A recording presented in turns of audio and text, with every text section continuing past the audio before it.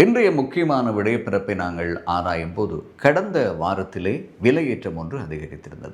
எரிபொருட்களுக்கான விலையேற்றம் அதிகரித்திருந்தது. அந்த விலையேற்றத்தை அடிப்படையாக வைத்துக் கொண்டுதான் இன்றைய நிகழ்வினுடைய பொருளாதார ரீதியாக மக்கள் எதிர்நோக்கப் போகின்ற நெருக்கடிகள் பற்றியும், ஏன் இந்த பொருளாதார நெருக்கடியை நாங்கள் தொடர்ந்து சந்தித்து வருகிறோம் என்ற விடயத்தையும் முழுமையாக இங்கு நாங்கள் பார்க்க போகிறோம். கடந்த வாரத்தினுடைய இலங்கை பெட்ரோலிய கூட்டு தாபனம் வெளியிட்டுள்ள எரிபொருள் அதிகரிப்பு விடயத்திலே பெட்ரோல் 92 ரகம் 24 ரூபாவால் அதிகரித்தது. பெட்ரோல் 95 ரகம் ஒக்டேன் 25 ரூபாவால் அதிகரித்தது. அதே போல் சூப்பர் டீசல் 20 ரூபாவால் அதிகரித்தது. டீசல் 15 ரூபாவால் அதிகரித்தது. மண்ணெண்ணெய் 20 ரூபாவால் அதிகரித்தது. அனைத்து விதமான எரிபொருட்களுக்குமான விலைகளை அதிகரிப்பு செய்திருந்தார்கள் இலங்கை பெட்ரோலிய கூட்டுத்தாபனம். உலக நாடுகள் அனைத்திலுமே இந்த எரிபொருட்களினுடைய நெருக்கடி இருக்கிறது. இதுக்கு முக்கியமான காரணம் என்னவென்று பார்க்கும்போது, மத்திய கிழக்கிலே தொடர்ந்து கொண்டிருக்கின்ற போர் பதட்ட சூழ்நிலை. இந்த போர் பதட்ட சூழ்நிலையினால் எரிபொருளுக்கான தட்டுப்பாடு தொடர்ந்து அதிகரித்து கொண்டிருக்கிறது. விலை மாற்றமும் அதிகரித்து கொண்டிருக்கிறது. இது இலங்கையில் மாத்திரமல்ல, அனைத்து உலக நாடுகளுக்கும் இந்த நெருக்கடிகள் அதிகரித்து கொண்டிருக்கிறது. 20 வீதமான எரிபொருட்கள் கோர்மோஸ் நீரிணை ஊடாகத்தான் கடந்து வருகிறது. ஆகவே அங்கு ஏற்படுத்தப்படுகின்ற இந்த போர் பதட்ட சூழ்நிலை காரணமாக தொடர்ச்சியாக இந்த எரிபொருளுக்கான தட்டுப்பாடு நின்று கொண்டே இருக்கிறது. இலங்கையில் ஏற்கனவே விலை உயர்வு அதிகரிக்கப்பட்ட போது இலங்கை தங்களினுடைய இருப்பை பயன்படுத்தி மக்களுக்கான ஒரு நிவாரண அடிப்படையிலான விலை அதிகரிப்பை மேற்கொள்ளாது ஓரளவிற்கு எரிபொருட்களை வழங்கி வந்தார்கள். இப்போது காலம் நெருங்க மாற்றம் ஏற்பட அவர்கள் உண்மையான விலையேற்றத்தை நோக்கி நகர்ந்து கொண்டிருப்பதை இங்கு நாங்கள் சுட்டிக்காட்ட வேண்டியிருக்கிறது. உண்மையிலே இலங்கையிலே நாங்கள் இதுவரையில் பெற்ற பெட்ரோலாக இருக்கலாம், டீசலாக இருக்கலாம், மண்ணெண்ணெயாக இருக்கலாம், இதனுடைய விலைகள் ஏனைய நாடுகளுடன் ஒப்பிடும்போது எங்களுக்கு கிடைத்ததை நாங்கள் மலிவாகத்தான் பார்க்க வேண்டும். ஆகவே ஏனைய நாடுகளோடு ஒப்பிடும்போது அது ஸ்திரத்தன்மையாக இருக்கிறது. ஆனாலும் கூட தொடர்ச்சியாக அதை இந்த அரசாங்கத்தினால் மேற்கொள்ள முடியாத ஒரு சூழ்நிலை ஏற்படுகிறது. QR நடைமுறைகள் எல்லாம் கொண்டு வரப்பட்டது. இது எரிபொருள் வீண் விரயமாவதையும், இல்லாவிட்டால் எரிபொருளை கொள்வனவு செய்து வைத்து விலை அதிகரிக்கும் போது அதை இன்னும் ஒரு வடிவத்தில் விற்பவர்களை தடை செய்யும் முகமாகவும் இந்த QR நடைமுறை கொண்டு வரப்பட்டது. இன்றும் ஒரு அறிவிப்பு வெளியாகி இருக்கின்றது. இனிவரும் காலங்களிலே QR நடைமுறை கட்டாயமாக நடைமுறைப்படுத்த வேண்டும் என்ற ஒரு விடயம் இருக்கிறது. இப்போது 434 ரூபாவாக 1 லிட்டர் பெட்ரோல் விலை அதிகரித்திருக்கிறது. ஆகவே 1000 ரூபாவிற்கு ஏறக்குறைய 2 லிட்டர் பெட்ரோல்களைத்தான் நாங்கள் அடித்துக்கொள்ள முடியும். அதற்காகவும் கூட QR நடைமுறைகளை பின்பற்ற வேண்டும் என்ற ஒரு விடயம் இருக்கிறது. இனிவருகின்ற காலத்திலே கையிருப்பில் இருக்கின்ற எரிபொருட்களினுடைய விலையை அதிகரிப்பதற்கான தேவையும் இலங்கை அரசுக்கு இருக்கிறது. காரணம் தொடர்ச்சியாக மானிய அடிப்படையிலே சர்வதேச சந்தையிலே விலைகள் அதிகரிக்கும் போது அந்த சர்வதேச விலைகளினுடைய அதிகரிப்பை இலங்கை அரசு பொறுப்பேற்க முடியாத ஒரு சூழ்நிலை இருக்கும். காரணம் எங்களுடைய நாடு ஏற்கனவே கடன் சுமையில் இருக்கிறது. கடந்து வந்த அரசாங்கங்கள் நாட்டை கடன் சுமையிலே வைத்திருக்கிறார்கள். அந்த கடன் சுமையிலே அந்த கடன்களை கட்டுவதற்கான வட்டி விதமும் அதிகரித்து கொண்டிருக்கிறது. சர்வதேச நாடுகளிடம் கடன் பெற்றிருக்கிறார்கள். உலக வங்கியிடம் கடன் இருக்கிறது. சர்வதேச நாணய நிதியத்திடம் கடன் இருக்கிறது. இலங்கையை மீட்டெடுப்பதற்காக சர்வதேச நாணய நிதியம் சில ஒப்பந்த அடிப்படையில், நிபந்தனை அடிப்படைகளிலும் கடன்களை வழங்கியிருந்தது. ஆகவே இந்த விடயங்களை மீட்டெடுத்து இந்த நாட்டை சுவீட்சமாக செழிப்புற கொண்டு செல்ல வேண்டுமாக இருந்தால் பல சவால்கள் தற்போதைய அரசுக்கு இருக்கிறது. இந்த பல சவால்களை அந்த அரசு எப்படி கையாள வேண்டும் என்பதுதான் இங்கே இருக்கின்ற முக்கியமான ஒரு விடயமாக இருக்கிறது.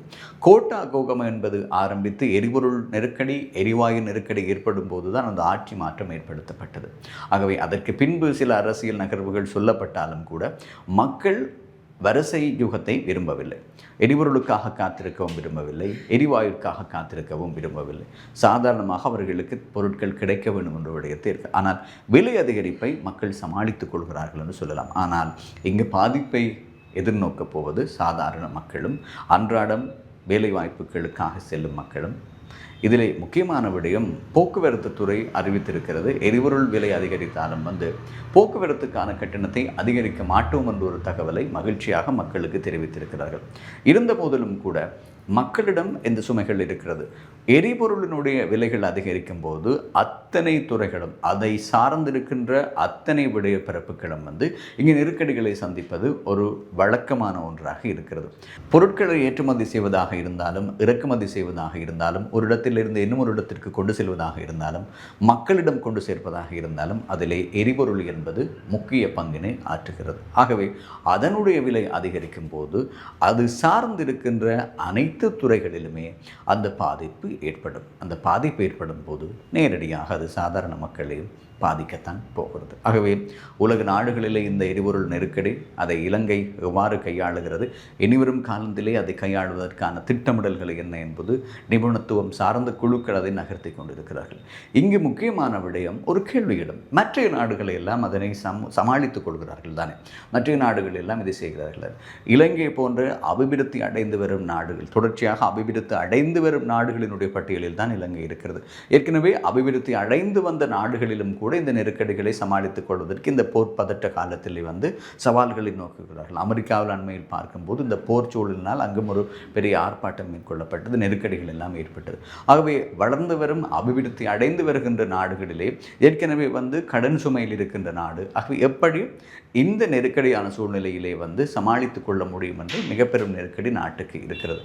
இந்த சூழ்நிலையை சமாளித்துக் கொள்வதற்காக முக்கியமாக உள்ளூர் உற்பத்திகளை அதிகரிக்க வேண்டும் என்ற விடயத்தை தற்போதைய அரசு கையில் எடுத்திருந்தது. ஏற்றுமதிகள் அதிகரிக்கப்பட வேண்டும். அதேபோல் உங்களுக்கு ஞாபகம் இருக்கலாம், இந்த அரசு ஆட்சிக்கு ஆரம்ப காலங்களிலே இறக்குமதி பொருட்களுக்கான தடையை விதித்திருந்தது, வரியை அதிகரித்திருந்தது. சில பொருட்களை இறக்குமதி செய்ய முடியாது என்ற ஒரு விடயம் மட்டுப்படுத்தப்பட்டது. அதற்கான காரணமும் கூட உள்ளூரிலே பொருளாதாரத்தை உற்பத்தி செய்து இந்த கடன் சுமையிலிருந்து நாட்டை மீட்டெடுப்பதற்கான ஒரு ஸ்திரத்தன்மையை நோக்கி நகர்வதற்கு. இன்னும் ஒரு விடயம் இங்கு சுட்டிக்காட்ட வேண்டிய விடயம், சர்வதேச நாணய நிதியத்தினுடைய நிபந்தனைகள் இருக்கிறது.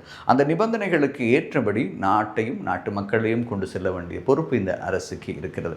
ஆகவே ஒரு நெருக்கடி வரும்போது அரசினுடைய இருப்பு கையில் இருக்கிறதா என்று கேட்டால் அது எந்த அளவு தூரத்திற்கு எவ்வளவு நாட்களுக்கு இருக்கிறது என்பது ஒரு கேள்விக்குறி. அதற்கான காரணம் உங்களுக்கு ஏற்கனவே தெரியும், இலங்கை ஒரு கடன் சுமையில் இருக்கிறது. ஆகவே அந்த கடன் சுமையை கட்ட வேண்டிய பொறுப்பும் இருக்கிறது, அதனுடைய வட்டி வீதம் அதிகரிக்கின்ற வாய்ப்பும் இருக்கிறது. ஆகவே கடந்த காலத்தினுடைய அரசாங்கங்கள் செய்த தவறை இந்த அரசு செய்யக்கூடாது, அதையும் சேர்த்து இந்த அரசு பொறுப்பெடுத்து இந்த நாட்டை சுபீட்சமாக கொண்டு செல்ல வேண்டும் என்பதுதான் சிந்தனையாக இருக்கிறது. இவ்வாறான சூழ்நிலையிலே அவர்கள் சுற்றுலாத்துறையை ஊக்குவித்திருந்தார்கள். சுற்றுலாத்துறை என்பது இங்கு முக்கியமாக இருக்கிறது. வெளிநாட்டவர்களினுடைய வருகை, அதனால் கிடைக்கின்ற அந்நிய செலாவணி, அந்த அந்நிய செலாவணி மூலம் நாட்டின் பொருளாதாரத்தையும் நாட்டினுடைய வருமானத்தையும் அதிகரித்துக் கொள்ளக்கூடியதாக இருக்கும். அதே போல சுங்க திணைக்களத்திற்கு இதுவரை இல்லாத அளவு கடந்த வருடத்தோடு நாங்கள் பார்க்கும்போது கடந்த வருடத்தினுடைய புள்ளி விவரங்கள் சொல்கிறது மிக பெரும் வருமானத்தை சுங்க திணைக்களம் பெற்றிருக்கிறது. ஆகவே சுங்க திணைக்களத்தின் மூலம் கொண்டு வரப்படுகின்ற பொருட்கள், அதற்கு கிடைக்கின்ற வருமானங்கள் மூலம் நாட்டை ஓரளவுக்கு அவர்கள் கட்டுப்படுத்திக் கொள்ள முடியும். ஆனால் அந்த வருமானம் மாத்திரம் போதாது, இதிலே மாற்றம் கண்டிருப்பதான தகவலை அண்மையிலே பார்த்துட்டோம். அதே போல உள்ளூர் உற்பத்தி என்பதை முக்கியத்துவம் படுத்த வேண்டும். அடுத்த விடயம் பெரிய பெரிய முதலீட்டாளர்களை எல்லாம் இலங்கைக்கு வரவழைக்கிறார்கள். இலங்கையிலே அவர்கள் முதலீடு செய்ய வேண்டும் என்ற ஒரு விடயத்தை கொண்டு வருகிறார்கள். பெரிய நிறுவனங்களாக இருக்கலாம், உற்பத்தி செய்கின்ற பெரிய பெரிய கம்பெனிகளாக இருக்கலாம், அவர்களை எல்லாம் இலங்கைக்கு கொண்டு வர அவர்கள் முயற்சி செய்கிறார்கள். ஏன் இதுவரை காலமும் பெரிய பெரிய முதலீடு எல்லாம் இலங்கைக்கு செய்ய முடியாமல் போனது என்றதுக்கு உங்கள் எல்லோருக்கும் தெரியும்.